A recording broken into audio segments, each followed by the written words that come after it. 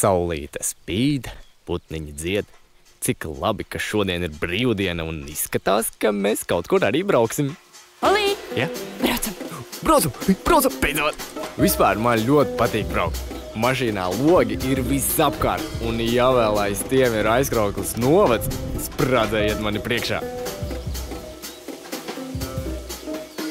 Mūsu pirmā pieturvieta ir Skrīveru dendroloģiskais parks, un mamma zina, ka man ļoti patīk skriet.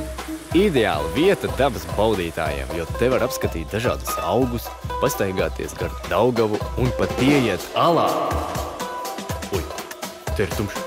Man bail! Mūsu nākamais objekts ir ekspozīcija Padomju gadi. Lai gan man iekšā negribējās iet, jo te ir jāuzvedas pieklājīgi. Bet tas ir tā vērts. Ir tāda plašuma. Olī! O, un interesanti eksponāti. Nākamā pietura – Koknese.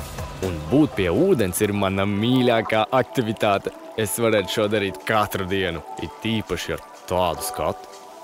Es gribēju apskatīt arī senās klintis, tāpēc aizbraucām uz pļaviņām. Te es jūtos kā īsts vikings, tik forši, bet vienīgi esmu jau izsalcis un ceru, ka kapteinis nav. Oliver! Mamu, glāb mani. Laikam ir jābrauc mājās, citādāk viņš mūs apēdīs.